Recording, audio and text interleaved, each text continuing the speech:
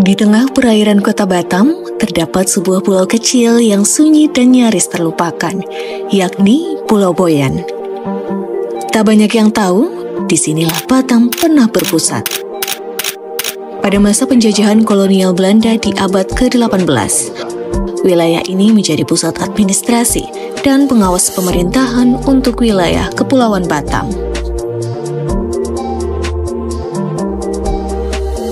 Pulau Boyan dikepalai oleh seorang controller berkebangsaan Belanda sebagai kepala wilayah. Lantas, bagaimana sejarah itu terukir?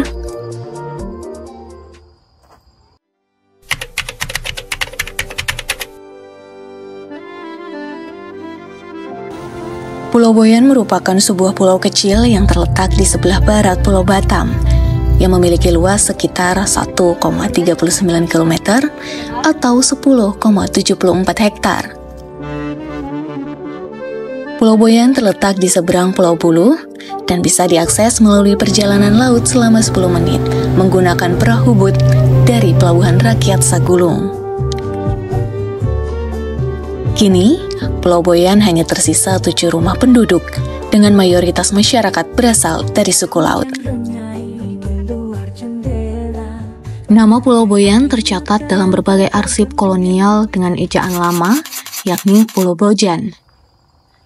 Sejarah Pulau Boyan di masa penjajahan Belanda bermula pasca terjadinya Traktat London pada 17 Maret 1824, di mana salah satu isi perjanjian tersebut membagi wilayah jajahan antara Inggris dan Belanda di Asia Tenggara. Jadi ada beberapa pulau yang penting masa lampau. Ada Pulau Boyan, tapi dalam naskah-naskah Belanda itu sering itu ditulis Pulau Bojan kan? Ya. Bojan. Nah, ini pulau ini penting adalah karena pernah menjadi pusat pemerintahan Belanda. Ada yang menyebutkan itu pusat afdeling Kepulauan Batam.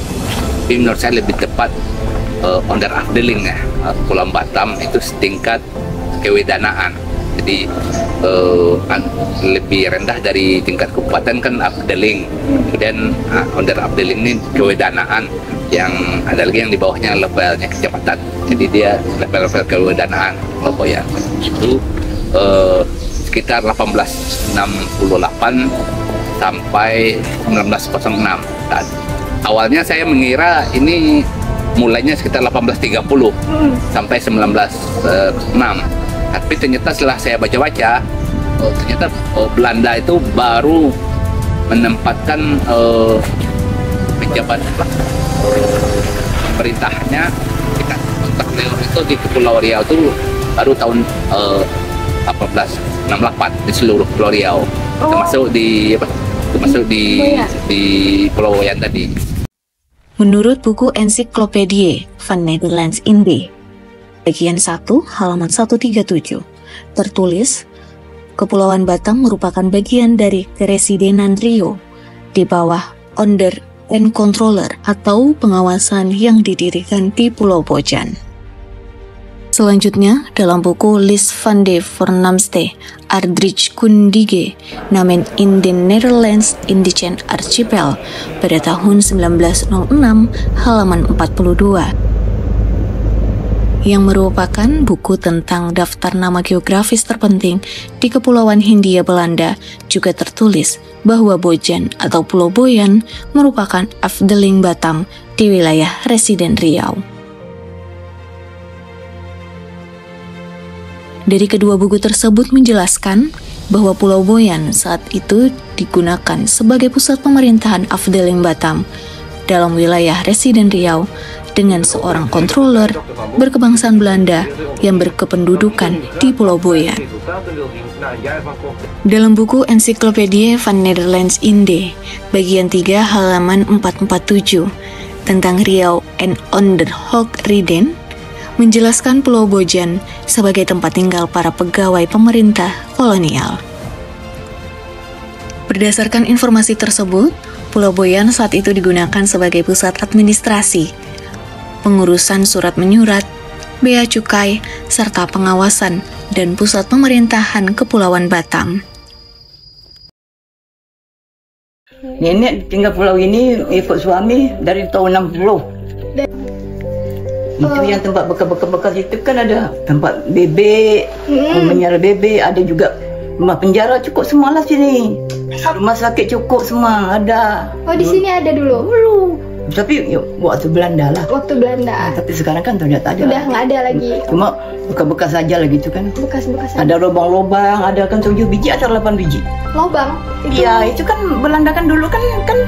Untuk... Jadi kan untuk dia entah apa-apa kita pun tak tahu. Jadi kalau itu sebab sembunyi di situ.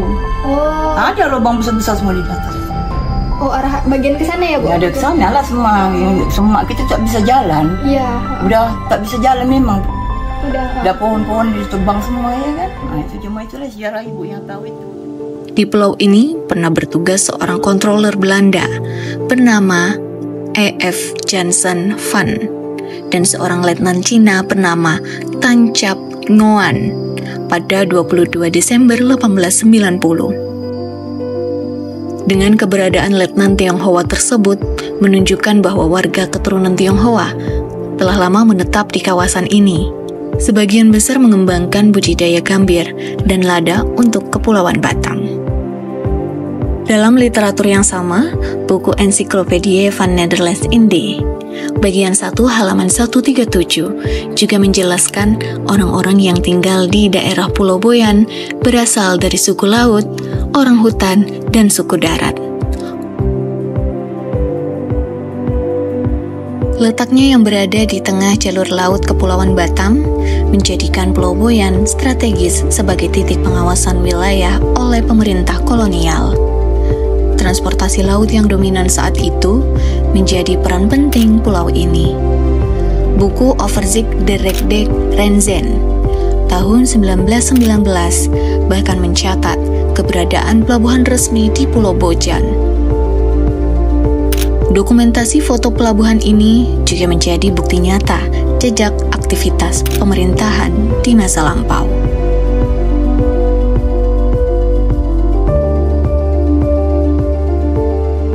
Dapat kita yakini ya dari penutur, dari sejarawan ataupun dari narasumber ya, bahwa sejarah Belanda di boleh katakan Batam Geolingga itu berada di Pulau Boyan, ya, berdekatan dengan Pulau Bulu. Ya. Saya sendiri langsung terjun bersama-sama dengan tim ahli cagar budaya dan organik di dinas. Sangat luar biasa pada saat itu, banyak yang kita temukan di sana. Ada beberapa yang langsung kita amati seperti menara pandang ya. Tapak ya, saya pun nggak tahu tapak itu apa, tapak menara pandang apa senjata, karena posisi Pulau Boyan itu lebih tinggi. Kemudian juga ada beberapa puing-puing, kemudian ada struktur rumah juga ada di situ.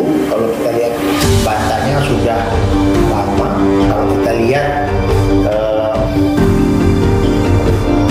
flashback ke belakang, macam tidak mungkin bahwa ini adalah rumah yang struktur yang dibuat oleh penduduk lokal. Pada saat itu kita bahannya kayu rata-rata, tapi ini sudah bahan beton, sudah ada apa ya, itu di tengah hutan beradanya.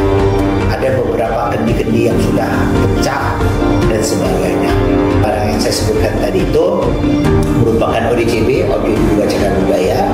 Tidak ujuk-ujuk langsung kita bilang bahwa ini cagar budaya, tapi harus upaya proses dulu.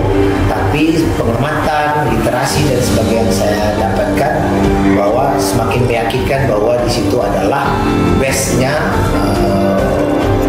Belanda di Kepri barangkali ataupun di Batam seperti itu. Budaya itu diawali dari ODCB, objek diduga cagar budaya.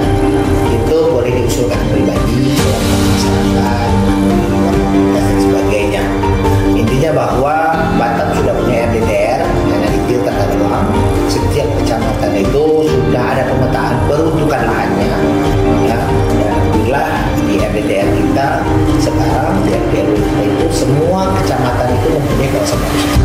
Nah ini dia, mudah-mudahan nanti Pulau Boyan agen yang tidak terlepaskan dari apa yang saya sebutkan tadi, sehingga peninggalan sejarah dari zaman Belanda tersebut bisa terawat baik. Ya. Memasuki abad ke-19, struktur pemerintahan kolonial mengalami perubahan. Dalam surat kabar The Locomotive, edisi 6 Desember 1906, diumumkan bahwa pemerintahan Hindia Belanda resmi membubarkan Onderafdeling Batam mulai 1 Januari 1907. Wilayah ini kemudian digabungkan ke dalam Afdeling Tanjung Pinang. Para pejabat sipil yang sebelumnya bertugas di Pulau Boyan dipindahkan, dan catatan administrasi dialihkan ke pusat pemerintahan baru. Artinya, hingga 1906, Pulau Boyan pernah menjadi pusat pemerintahan Batam pada masa Kesultanan Riau Lingga dan penjajahan kolonial Belanda. Kini Pulau Boyan kembali sunyi. Hanya 7 rumah penduduk yang masih berdiri di tepi pantai. Warga menggantungkan hidup dari hasil laut tanpa pasokan listrik maupun air bersih. Masyarakat di sini hidup menggunakan genset dan menampung air hujan atau membawanya dari pulau seberang. Di Pulau Boyan saat ini masih tampak jelas jejak bangunan-bangunan peninggalan masa kolonial Belanda. Terlihat dari sisa-sisa bangunan yang masih kokoh berdiri dan berlumut, peninggalan ini merupakan saksi bisu sejarah pada masa lampau bahwa jejak sejarah ibu kota Batam pernah terukir di Pulau Boyan.